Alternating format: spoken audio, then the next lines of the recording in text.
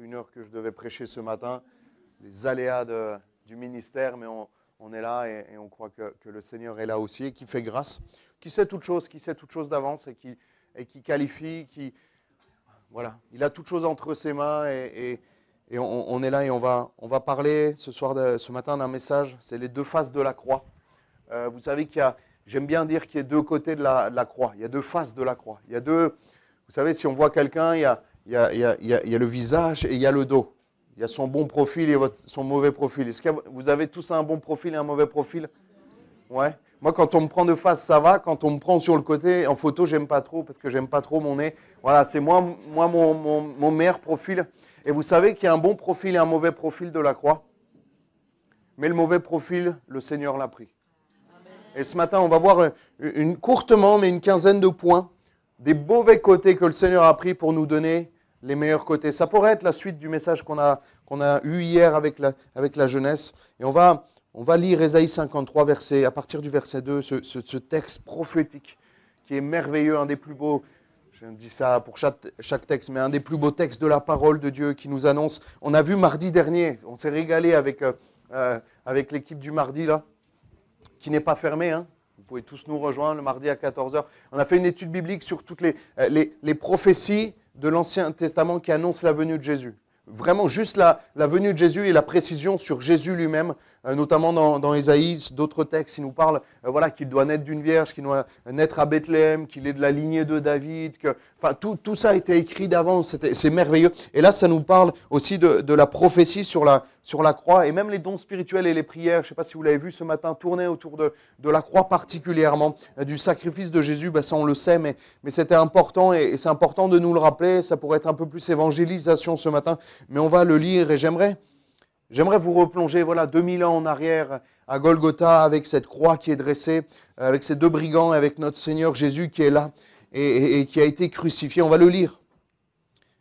On sait que la croix s'est passée il y a 2000 ans, mais ce texte s'est passé il y a 4000, 5000 ans, encore plus vieux, et il annonce de manière précise ce qui va se passer. Ésaïe 53, verset 2. Il s'était levé devant lui comme une faible plante, c'est de Jésus, du Seigneur qu'on parle, comme un rejeton qui sort d'une terre desséchée.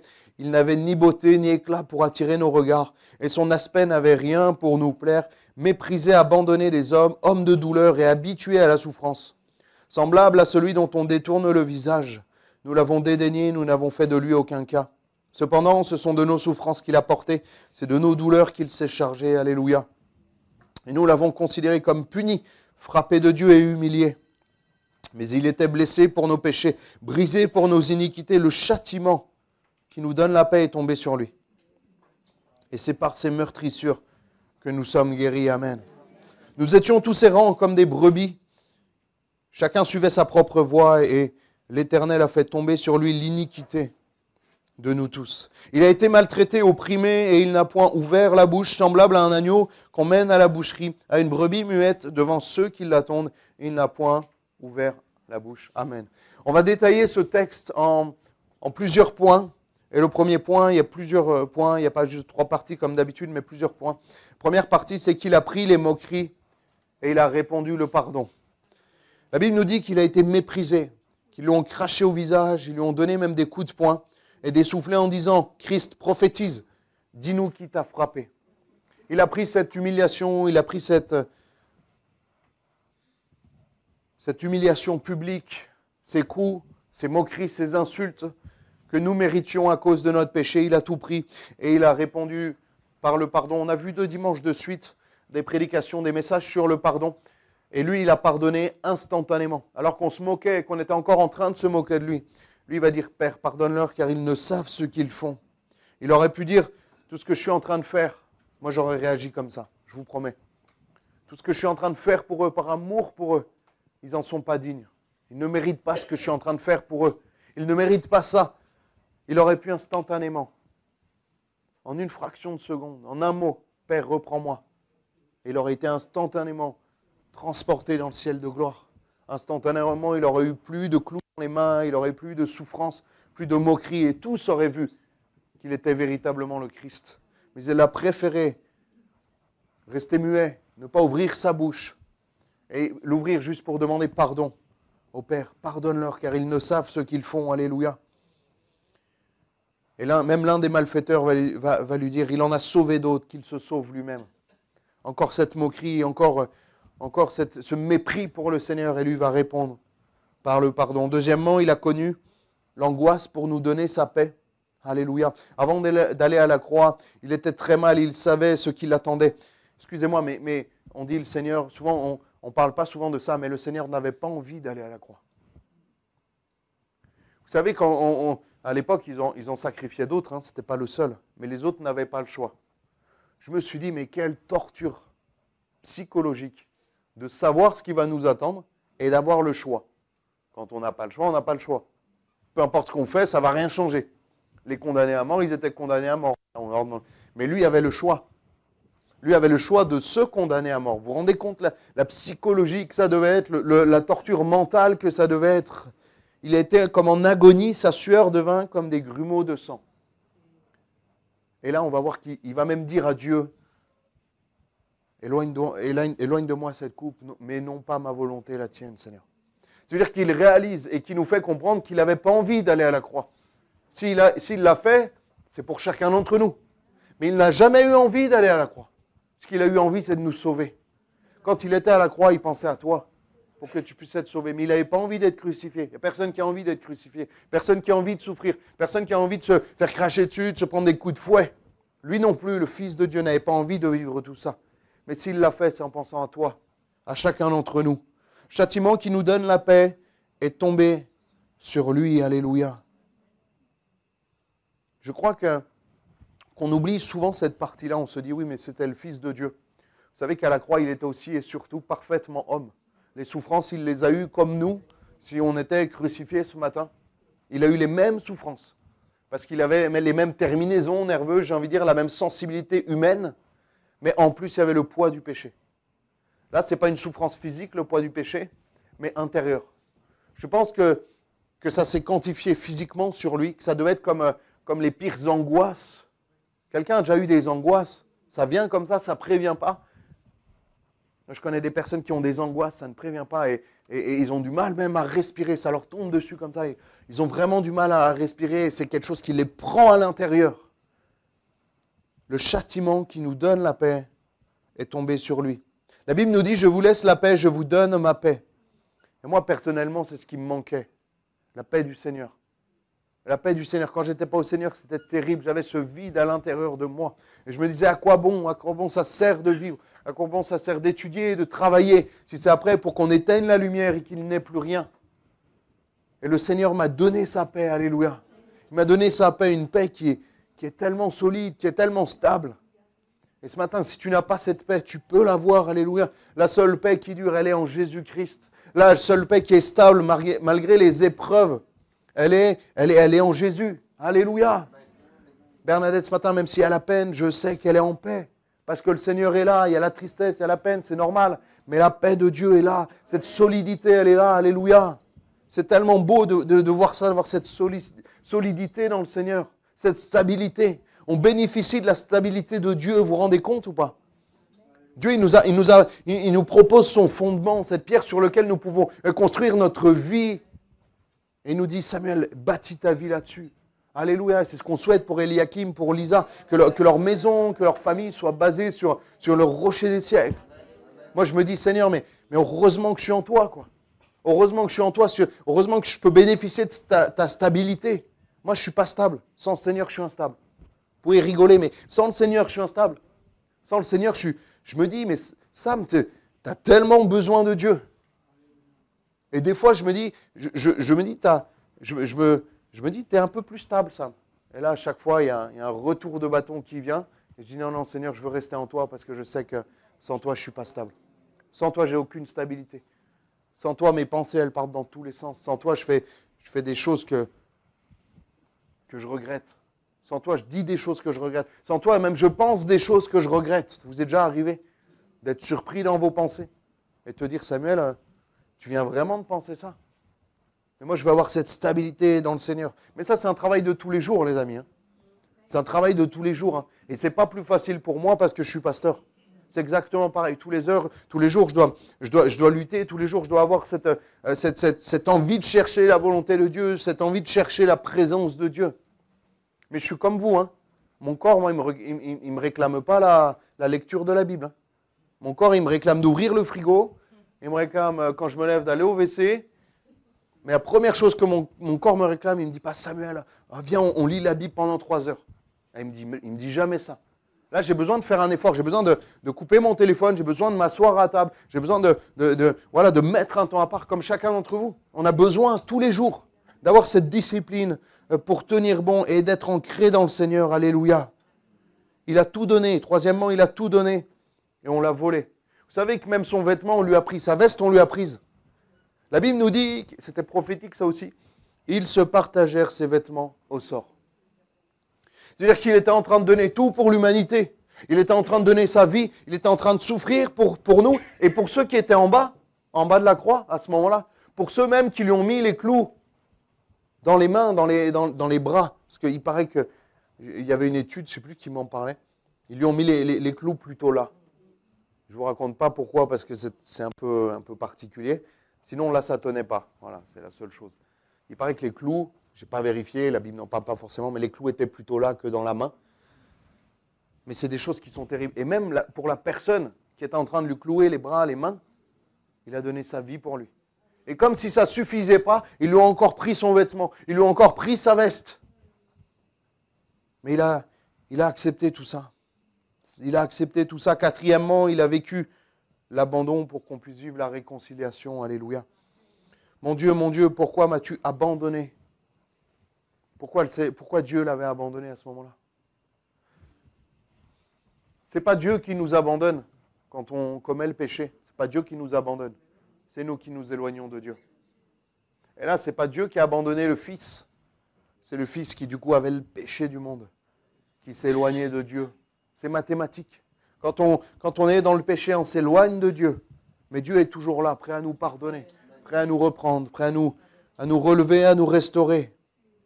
Dieu n'avait pas abandonné son Fils, mais il était séparé un temps parce que Dieu est saint. Ça veut tout et rien dire, mais aujourd'hui, ça veut tout et rien dire. Dieu est saint, mais Dieu est saint. C'est-à-dire que Dieu est parfait, Dieu est propre, Dieu est blanc, Dieu est juste parfait. Et nous ne pouvons pas venir dans sa présence n'importe comment. Nous ne pouvons pas rester, j'ai envie de dire, dans sa présence. Dans sa présence, on peut venir n'importe comment. Mais après, au fur et à mesure qu'il nous nettoie, on ne peut pas revenir à lui complètement sale. On doit lui demander pardon quotidiennement, je veux dire, chaque semaine, revenir auprès de Dieu. Alléluia. Et juste après, vous savez ce qui s'est passé après sa mort, le voile a été déchiré. Alléluia. Ça nous parle de quoi? Ça nous parle de la réconciliation. Ça nous parle de la réconciliation que le Seigneur nous a acquis à la croix, qu'elle est allée nous chercher. La réconciliation, elle a été matérialisée. Vous savez, souvent le spirituel, c'est un peu, voilà, c'est pas matériel. Ça, le pupitre, il est là. La réconciliation d'avec Dieu le Père, elle a été matérialisée au travers du rideau. Au travers de ce rideau qui a été déchiré, ce voile qui a été déchiré de haut en bas. Pourquoi? Parce qu'avant la présence de Dieu, comme on l'a senti ce matin, vous avez vu le dernier chant, c'est quoi? Tu es grand Seigneur là. C'était bon, hein? Alléluia, là on s'est élevé, hein? C'est le seul que j'ai bien pris correctement, donc on s'est élevé. Imaginez-vous si tous ils avaient été bien pris, on serait déjà en haut. C'est pour ça qu'il faut freiner un peu. Mais ça, la présence de Dieu qu'on a goûté là, avant la croix, c'était impossible. Avant la croix, c'était impossible. C'était réservé à une caste, à une élite. Les souverains sacrificateurs qui, de temps en temps, quelques fois par an, pouvaient aller dans le lieu très saint, pouvaient goûter à la présence de Dieu comme on l'a goûté ce matin. Mais au travers de la croix, au travers du sacrifice de Jésus, au travers de l'abandon qui nous a donné la réconciliation, on a pu goûter ce matin au voile qui a été déchiré. C'est-à-dire la présence de Dieu, le lieu très saint qui se répand partout. Alléluia. Ça veut dire que n'importe où, j'ai envie de dire oui, où 2 ou 3 sont rassemblés, c'est un lieu saint. Et la présence de Dieu peut venir. N'importe où, dans ton salon, dans ta salle de bain, dans le métro, n'importe, même là où tu es, tu peux goûter à la présence de Dieu parce que Jésus t'a donné ça aussi, alléluia, au travers de la croix. Le voile a été déchiré de haut en bas. C'est Dieu qui l'a fait. Ce n'est pas un homme qui a coupé avec son ciseau, c'est Dieu qui l'a fait. Le lieu très saint a été ouvert. C'est-à-dire que la présence de Dieu s'est répandue sur toute la terre. Gloire à Dieu. Dieu est devenu accessible. Amen. Il n'y avait plus besoin de passer par le prophète, il n'y avait plus besoin de passer par le roi, par le pasteur, par tout ce que tu veux. La présence de Dieu est devenue accessible, alléluia. Et c'est ça que certaines églises n'ont pas compris. Tu n'as pas besoin de passer par le prophète. Tu n'as pas besoin forcément à chaque fois de passer par l'homme de Dieu pour goûter à la présence de Dieu. La présence de Dieu est accessible. La présence de Dieu est disponible, alléluia. Parce que le voile a été déchiré. La séparation entre Dieu et les hommes a été déchirée. Parce que Christ l'a déchiré à la croix. Alléluia. Jésus a accompli tout cela au travers de la croix. Nous pouvons désormais nous tenir devant la présence de Dieu. Avant, dans la présence de Dieu, il devait faire des sacrifices. Il devait être parfait. Sinon, il mourrait. Quand ils allaient dans le lieu très saint, vous savez ce qu'on faisait ? On attachait une corde à la cheville du souverain sacrificateur avec des grelots. Parce que s'il n'était pas parfait, s'il n'était pas saint, en présence de Dieu, il mourrait. Et après, on le tirait, parce que les autres, ils n'osaient pas rentrer, donc ils le tiraient pour reprendre le corps. Vous imaginez ? Ça nous parle aussi peut-être de notre légèreté à venir dans la présence de Dieu. Moi, je me mets dedans. Hein. Vous savez, moi, je mange des cultes tous les dimanches depuis 29 ans, 30 ans bientôt. Est-ce qu'on réalise chaque dimanche matin, chaque mercredi, chaque vendredi, quand on vient dans la présence de Dieu? Des fois, on vient en rigolant. Bien sûr, il y a de la joie, il y a de la paix. Ce n'est pas du tout pareil. Je ne parle pas de ça. Est-ce qu'on réalise qui on a en face de nous? Est-ce qu'on réalise en face de qui on est? Excusez-moi, quand on dit le Seigneur est présent, le Seigneur est là. Imaginez, il était physiquement là. Il est physiquement là, mais visiblement là. Je vous assure, si le Seigneur se montrait, il ne soit pas plus présent parce qu'il est présent, mais si on le voyait, je pense qu'on serait tous à genoux, la terre là, avec le nez qui touche le sol, prosternés devant la gloire de Dieu. Ne soyons pas trouvés légers dans la présence de Dieu. Ne soyons pas trouvés légers dans la présence de Dieu, mais réalisons qui il est et ce que ça signifie. Colossiens 1,20 nous dit, il a voulu par lui réconcilier tout avec lui-même, tant ce qui est sur la terre que ce qui est dans les cieux, en faisant la paix par lui, par le sang de sa croix, alléluia. Il a été abandonné pour qu'on puisse être réconcilié avec Dieu le Père et adopté par Dieu. Ça nous parle de l'adoption. Ça nous parle de l'adoption, parce que nous avons été adoptés par le Père. Amen. 5e point, la souffrance pour nous offrir la guérison. Alléluia. Cependant, ce sont de nos souffrances qu'il a portées. C'est de nos douleurs, qu'il s'est chargé. Et c'est par ces meurtrissures que nous sommes guéris. Le plus grand des miracles à la croix, vous savez ce que c'est? Allez, il y a un piège, il n'y en a aucun qui ose dire quelque chose. C'est quoi le plus grand des cadeaux, le plus grand des bénéfices de la croix? La vie éternelle, alléluia, le salut, bien sûr, le pardon de nos péchés. Et comme si ça ne suffisait pas, comme si ce n'était déjà pas assez grand, le Seigneur nous donne encore la guérison.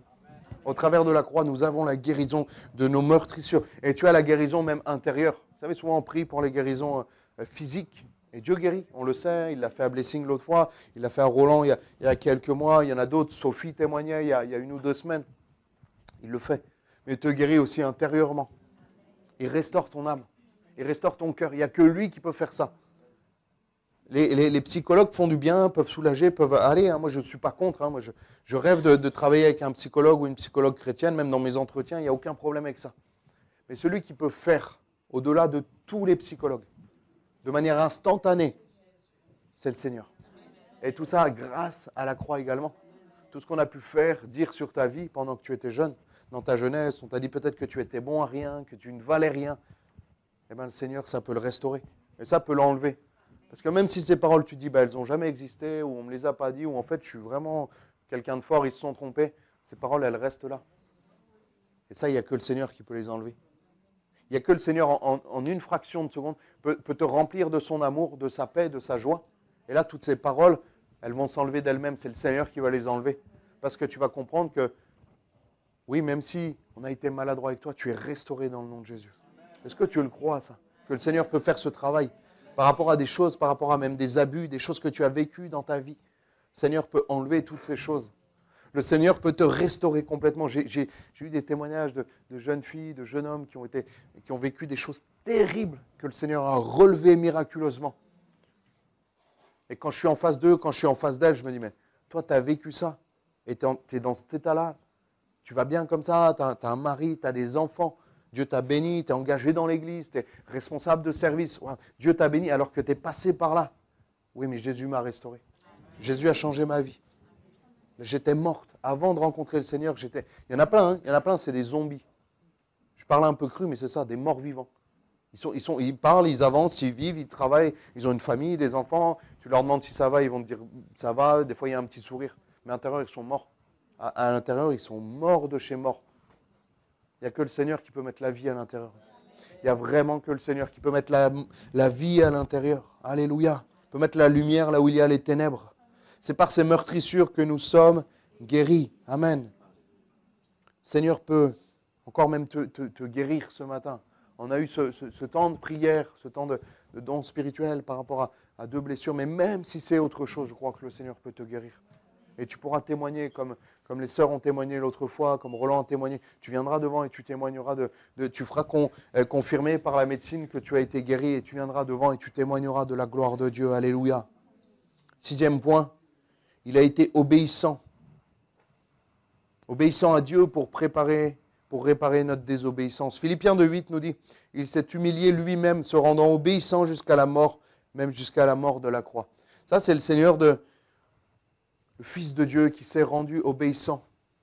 Vous savez que dans l'ordre, le plan de rédemption, c'est Dieu qui l'a initié. Dieu le Père. Car Dieu a tant aimé le monde qu'il a donné son Fils unique. Mais je pense qu'un jour, Dieu, il est allé voir Jésus, Dieu le Fils. Il lui a dit, j'ai un plan de salut pour le monde entier. On va faire ça, ça, ça, il faut que quelqu'un paye. Est-ce que tu veux accepter? Est-ce que tu acceptes ce plan de salut? Est-ce que mon plan que j'ai en tête, est-ce que tu acceptes de le réaliser? Je crois que Jésus avait le choix.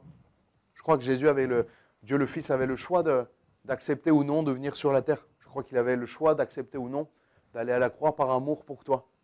Et il a dit, je pense qu'il a dû dire au Père, mais ça va être compliqué, je vais souffrir. Et il savait, parce qu'il savait ce qu'il attendait. Je ne sais pas, peut-être qu'il avait même des images, il savait exactement ce qui allait passer, il savait qu'il y avait 2 brigands, il savait qu'il y avait les coups de fouet, les injures, il savait exactement le jour à quel ça devait se passer, il savait déjà la météo qu'il allait avoir, il savait tout ça.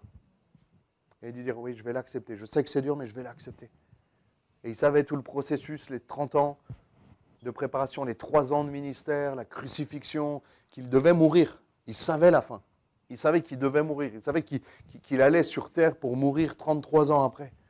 Et il l'a accepté. Il a dû se dire, mais c'est le seul moyen pour que je répare leur désobéissance. La désobéissance du jardin d'Éden, d'Adam et Ève. La désobéissance qui a amené le péché. C'est le seul moyen. Je suis le seul espoir pour eux. Si je ne le fais pas, personne ne pourra le faire. Si je ne le fais pas, eh ben, il n'y aura aucun espoir pour eux. Il a accepté, par son obéissance à la croix, de nous sauver. Alléluia. Je crois que Dieu le Fils, Jésus, on va dire Jésus, ça va simplifier. Je crois qu'il était bien dans son ciel de gloire. Dans le ciel, il n'y avait pas besoin de nous. Hein. Vous savez que Dieu se suffit à lui-même. Dieu, il ne s'est pas dit, j'ai un grand ciel, là, ça fait un peu vide, on va en sauver quelques-uns, parce que là, on s'ennuie un peu, c'est un peu, les anges, c'est sympa 2 minutes, mais non, Dieu se suffit à lui-même. C'est-à-dire qu'il a besoin de personne. Je crois que Dieu est bien seul. Il se suffit à lui-même, il a besoin de rien et de personne d'autre. Mais par son amour, il a dit, je veux, mes créatures là, je les veux, les hommes, les femmes, je les veux. Alléluia. Les Didier, je les veux. Les Nadège, je les veux. Les Gisèle, je la veux avec moi, Gisèle. Alléluia. Ça, c'est mon Dieu d'amour. Ça, c'est mon Dieu d'amour qui voulait réparer notre désobéissance pour qu'on puisse être à la croix avec lui. Alléluia. Seul Jésus pouvait le faire et seul Jésus l'a fait. Et ça, c'est combiner l'amour et la puissance de Dieu. Je vous en ai déjà parlé. Mais moi, si je vous dis, je vous aime tellement que je vais donner ma vie pour vous, pardon. Alors, c'est beau, c'est peut-être impressionnant, mais ça va se servir strictement à rien. Ça ne va rien changer. Je vais être un martyr, vous allez mettre une plaque. Samuel a donné sa vie pour nous, mais ce n'était pas trop utile. Vous avez marqué sur la plaque comme ça, 3 petits points. C'est dommage. Parce que mon sacrifice ne va rien changer. On va en parler, peut-être dans les livres d'histoire, comme un illuminé. Pourquoi ça va? Pourtant, il y aura peut-être autant d'amour que Jésus. Mais il n'y a pas la puissance. Moi, je n'ai pas la puissance. J'ai déjà du mal à avoir l'amour autant que Jésus, mais je n'ai pas la puissance. Pourquoi? Parce que je ne suis pas le Fils de Dieu. Lui, c'était le Fils de Dieu. C'était le seul qui pouvait. donner sa vie pour nous. Et c'était le seul qui l'a donné pour chacun d'entre nous. Alléluia. Et pour ça, il devait se faire homme. Pour ça, il devait y avoir du sang.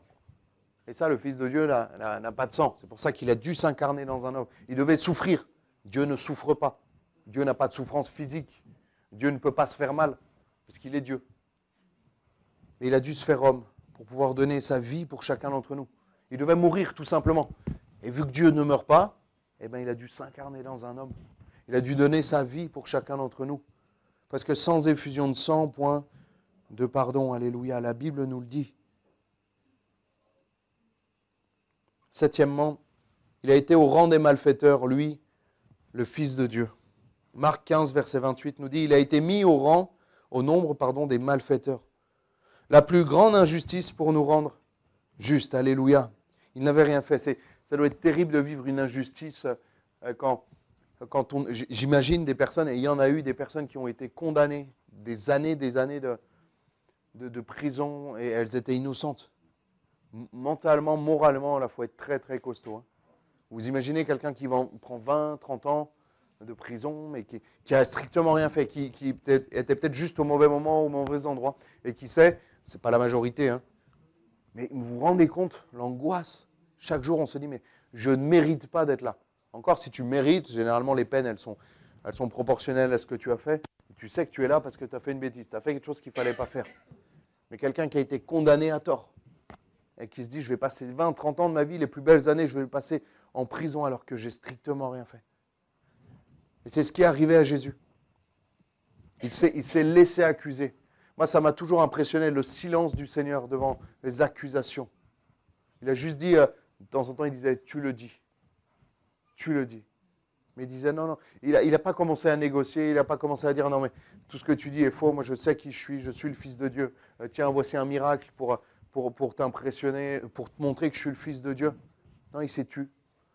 Comme une brebis muette qu'on amène à la boucherie. C'est impressionnant, il savait, hein, il savait. Moi, je me souviens, vous allez rigoler, souvent vous rigolez quand je raconte des histoires. Mon grand-père, il était agriculteur, il avait des vaches. Et des fois, on amenait les vaches à l'abattoir. Ouais, c'est la partie moins rigolote de l'histoire. Mais les vaches, elles savaient. Elles sentaient, c'était horrible. Vous voyez où je veux en venir?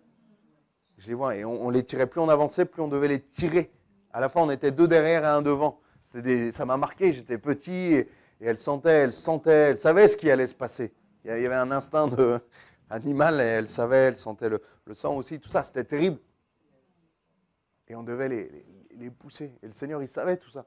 Il savait ce qu'il attendait à la croix. Vous imaginez? Il savait. Il avait le choix en plus. La vache, elle n'avait pas le choix.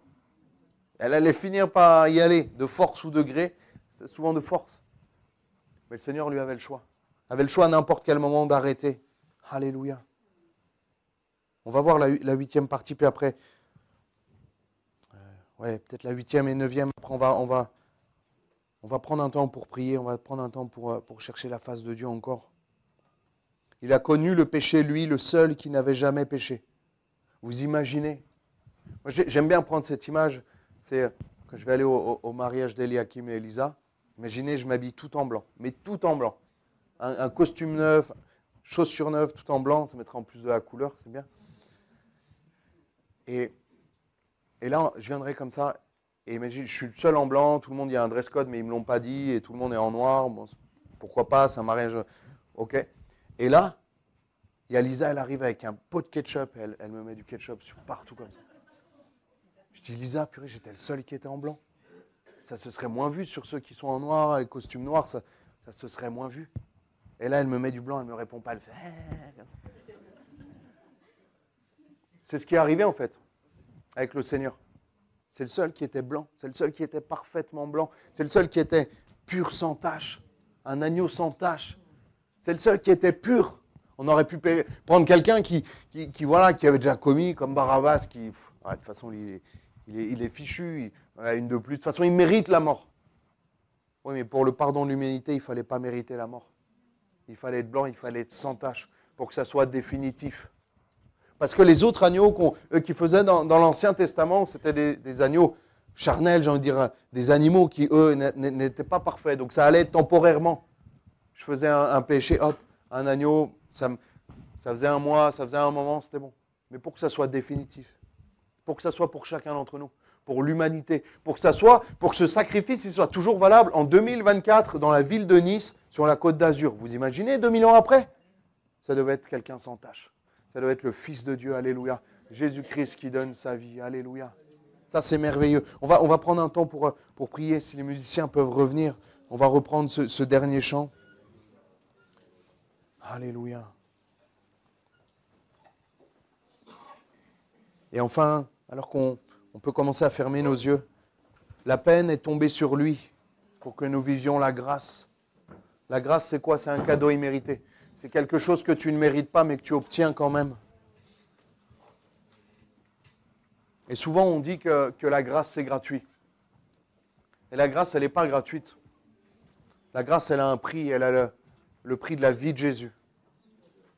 Vous savez, juste avant qu'on prie, vous savez, on dit que les soins en France, ils sont gratuits. Quand on va à l'hôpital, c'est gratuit. Mais il y a un prix, hein. C'est pas parce que pour toi, c'est gratuit que c'est gratuit pour tout le monde. Vous savez ce que c'est la grâce en France? C'est la carte vitale. Ça, c'est la grâce. Tu donnes cette carte, tu n'as rien à payer. Des opérations qui, dans des pays, en États-Unis, dans des pays, coûtent 2 000, 3 000, 10 000 euros. Toi, tu donnes cette petite carte verte. C'est la grâce. Mais pourtant, il y a quelqu'un qui a payé, le chirurgien, l'infirmière, la chambre, quelqu'un l'a payé. La télévision que tu regardes, quelqu'un l'a payé. Mais pour toi, c'est gratuit. Et c'est ça la grâce. C'est ça la grâce du Seigneur Jésus. Et cette carte verte, elle s'appelle Jésus. Quand tu montes Jésus, tu dis, mais tout a été payé, alléluia. On commence à prier, on commence à fermer nos yeux et on va demander au Seigneur, alléluia, à l'Éternel, à faire retomber sur lui l'iniquité de nous tous. Et on veut prier, on veut demander au Seigneur sa grâce. Lui demander encore peut-être de réaliser, comme je disais hier à la jeunesse, que tu puisses réaliser la croix. Juste pas connaître la croix, pas juste la... J'ai même envie de dire, la comprendre. Ne la comprends pas, ne l'étudie pas. C'est pas ça qui est important. Ce qui est important, c'est de vivre la croix. Ce qui est important, c'est de la vivre. Pas de manière religieuse. Que tu ne viennes pas à l'église parce que tu dois venir à l'église et que c'est dimanche. Que tu ne lises pas ta Bible parce qu'on t'a dit qu'il fallait lire la Bible. Un chrétien, ça lit sa Bible. Que tu ne pries pas parce qu'on t'a dit qu'un chrétien, ça priait. Mais parce que tu as cette croix qui est plantée dans ton cœur. Si tu n'as pas cette croix dans ton cœur, tu ne tiendras pas. L'épreuve va venir. Il n'y a pas besoin d'être prophète pour voir ça. L'épreuve va venir. La maladie, le deuil va venir. Comme il vient pour tout le monde. Et là, tu vas te refroidir. Parce que tu n'auras pas la croix qui est plantée. Quand on voit des personnes qui sont là depuis des années 40, 50 ans, 70 ans de conversion, ce qui les a fait tenir, c'est la croix qui est plantée, la révélation de la croix. La révélation de Golgotha, alors que tu fermes tes yeux. Tu es 2000 ans en arrière, tu passes devant la croix, cette croix dressée. Et tu vois Jésus qui est là, agonisant, qui est là en train d'agoniser pour toi, par amour pour toi. C'est comme s'il levait le visage et il te dit, mon enfant, je t'aime. Ce que je suis en train de faire, est-ce que tu l'imagines? Est-ce que tu le visualises dans ta tête? Et il te dit, ce que je suis en train de faire, je le fais pour toi. Il te dit même, s'il y avait juste toi à les sauver, je l'aurais fait pour toi. Parce que pour la brebis perdue, il a laissé les 99 autres. À la croix, il y serait allé pour toi. Juste pour toi. Il aurait vécu tout ça juste pour toi. Ce matin, accepte la croix, Jésus. Accepte l'amour du Seigneur. Seigneur, tu vois, Sing His praise aloud. Sing His praise.